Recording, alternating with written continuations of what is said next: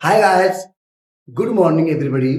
स्वागत है आप सभी विद्यार्थियों का मेरे YouTube channel diamond classes Farrukhabad में। मेरे प्यारे बच्चों, आज मैं फिर आपको एक वीडियो आपके लिए लाया हूं, आपको बेहतरीन से समझाने के लिए लाया हूं। आज मैं आपको पढ़ाऊंगा यूज ऑफ कुड। इससे पहले मैंने आपको पढ़ाया था यूज ऑफ कैन। जी हाँ बच्चों, यूज ऑफ कैन, जिसमें आपने पढ़ा था सकता है। आज मैं आपको पढ़ाऊंगा use of could. Could means होता है सकता था, सकता है, कैन लगता है, सकता था, कुड लगता है। मेरे प्यारे बच्चों, जैसे आपने पढ़ा था सकता है में कैन लगता है, सकता था में कुड लगता है। आज मैं आपको पढ़ाऊंगा use of could. Could means होता है सकता था। जी हाँ बच्चों, सकता था।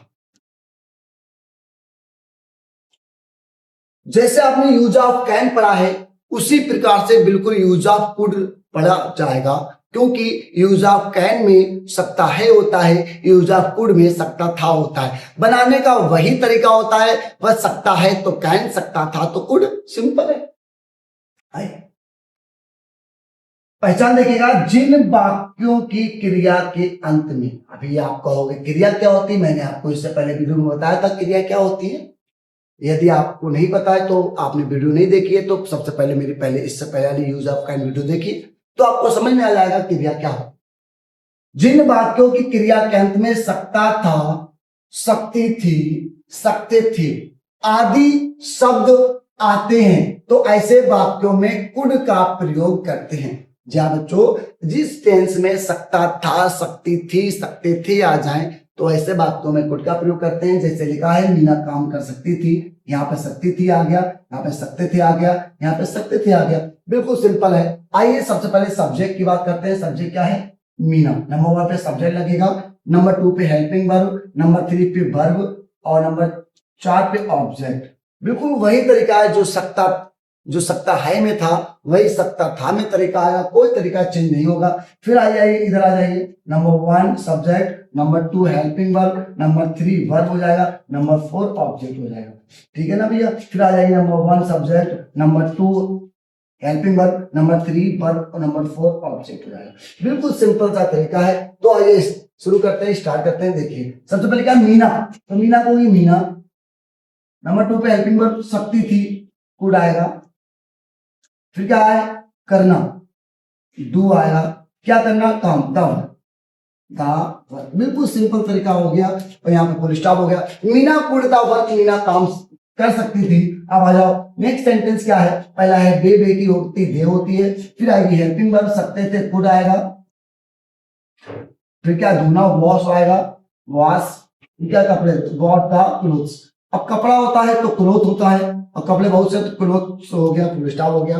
अब तीसरा सेंटेंस है, ये आप बनाइएगा। बिल्कुल सिंपल सा तरीका है, ये आप समझ गए होंगे, आप बनाइएगा। अब चलते हैं आगे सेंटेंस में। देखिएगा, मैं उम्मीद करता हूं आपको ये सब अच्छे से समझ में आ रहा होगा।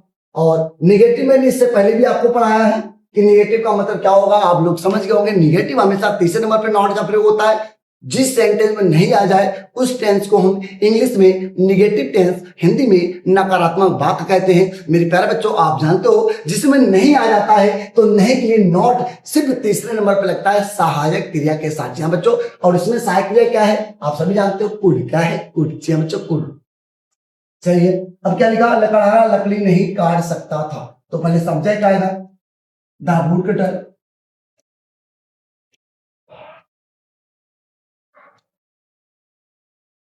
वुड कटर हो गया। फिर हेल्पिंग वर्ब सकता था, कुड होगा। नहीं के लिए नॉट, आपको जानते हो तीसरे नंबर पे आएगा। फिर क्या? काटना, कट। क्या काट रहे हैं? लकड़ी का वुड्स। जी हाँ बच्चों, वुड्स। लकड़ी एक तो काटोगे, बहुत सी का वुड्स लिखेंगे, यहाँ पे फुल स्टॉप। बहुत सिंपल सी बात है। आइए चलते हैं नेक्स्ट सेंटेंस में। मेरा छोटा भाई किताब नहीं पढ़ सकता था। तो मेरा छोटा भाई सब्जेक्ट है, मेरा छोटा भाई माई, और छोटे को यंगर। बच्चों यंगर, माई यंगर ब्रदर, मेरा छोटा भाई। सकता था, कुड आएगा। नहीं के लिए नॉट तीसरे नंबर पे आएगा। फिर क्या है? पढ़ना। पढ़ने क्या होती है? रीड होती है, रीड होती है। अब क्या पढ़ना? किताब, ए बुक। जी हाँ बच्चों, ए बुक। अब आप कहोगे सर इसमें दा क्यों नहीं लगा, ए क्यों लगा? मेरे प्यारे बच्चों, अगर आपसे कहा जाए कि आप किताब पढ़ो तो एक बार में कितनी पढ़ोगे? तो एक बार में मेरे प्यारे बच्चों आपके पास एक मुंह है तो एक बार में एक ही किताब पढ़ सकते हो, इसलिए आता है रीड ए बुक। जी हाँ बच्चों, रीड ए।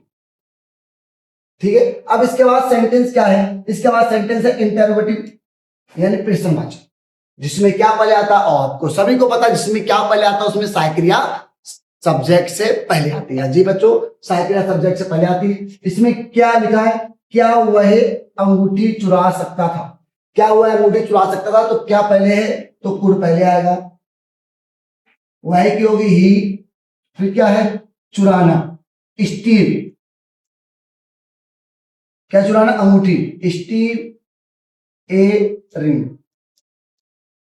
हो गया। अब क्या पहले क्वेश्चन मार्क का चिन्ह हो गया। बिल्कुल सिंपल का सेंटेंस है।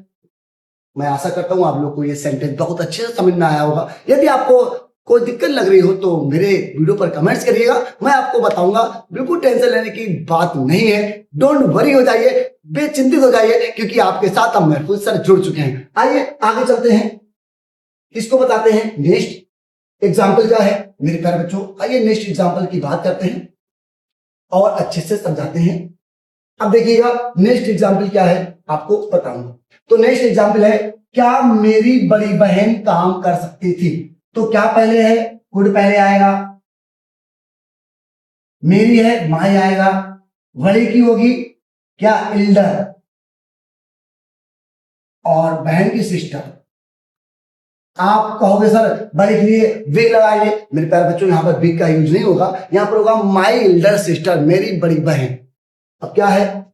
करने की होती, करने क्या होती? डू। क्या करना? काम, do the work, do the work.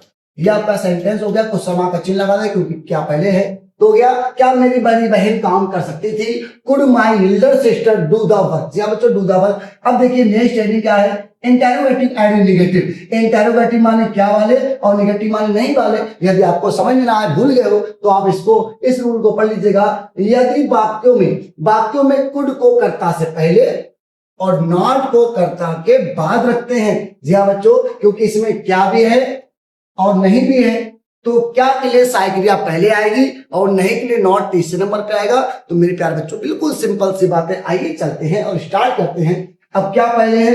तो देखिए, अब इसको पहले साफ करते, इरेज करते हैं, फिर आपको समझाएंगे। क्या पहले है? तो इसमें कुड पहले आएगा। तो फिर सब्जेक्ट क्या? तुम, यू आएगा। फिर नहीं के लिए नॉट तीसरे नंबर पे आएगा। फिर आपका वर्ब क्या है? बनाना। क्या बनाना? बहाना बनाना। और बहाने बनाने की पूरी होती प्रिटेंड। जी हाँ बच्चों, बहाने बनाने की पूरी होती प्रिटेंड। और यहाँ पर क्वेश्चन मार्क का चिन्ह लग दो, हो गया सेंटेंस। प्रिटेंड माने होता बहाना बनाना। जी हाँ बच्चों, बहाना बनाना। अब आ जाओ, क्या हम लड्डू नहीं खा सकते हैं? सब खा सकते थे। क्या हम लड्डू नहीं खा सकते थे? तो मेरे प्यारे बच्चों, अब इसमें क्या पहले है? तो कुड पहले आएगा और हम क्या है? Subject V. फिर क्या है? नॉट, यानी तीसरे नंबर पर नहीं आएगा। फिर क्या है? खाना। खाने क्या होती? ईट। क्या खा रहे? लड्डू।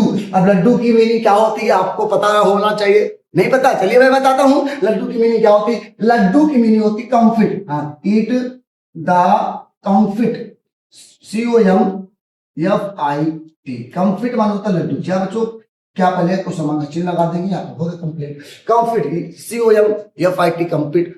कम्फिट मीन्स होता है लड्डू। मेरे प्यारे बच्चों, यदि आपको मीनिंग्स बहुत से नहीं आती है तो मेरे चैनल पर जुड़ जाइए। मैं आपको ऐसी ऐसी मीनिंग बताऊंगा जो शायद आपने कभी ना सुनी हो। एक से नई मीनिंग बताऊंगा जो डेली यूज वाली मीनिंग है और आपके कोर्स सिलेबस से रिलेटेड भी होगी, ऐसी मीनिंग मैं आपको बताऊंगा। ये हो गया आपका सेंटेंस यूज ऑफ कुड। जी बच्चों, यूज ऑफ कुड भी पढ़ा दिया। अब मेरे प्यारे बच्चों, यदि आपको मेरी वीडियो समझ में आई हो, यदि आपको अच्छी लगी हो या मेरे पढ़ाने का तरीका अच्छा लगता हो, तो मेरे चैनल को सब्सक्राइब करें, लाइक करें, शेयर करें। मेरे प्यारे बच्चों, यदि आप सब्सक्राइब करेंगे तो आपको अच्छी से मेरा साथ मिलेगा और सब्सक्राइब के साथ साथ बेल आइकन की घंटी जरूर दबा दें ताकि हर आने वाली वीडियो की नोटिफिकेशन आपको मिल जाए। मेरे प्यारे बच्चों, मैं आपके साथ हूं, डरना नहीं है। यदि आपको किसी और टॉपिक पर वीडियो चाहिए तो मेरे चैनल को सब्सक्राइब करें, कमेंट्स करें और मैं आपको वीडियो दूंगा। मेरे प्यारे बच्चों, अब मिलते हैं आपसे नए वीडियो में। जय हिंद, जय भारत।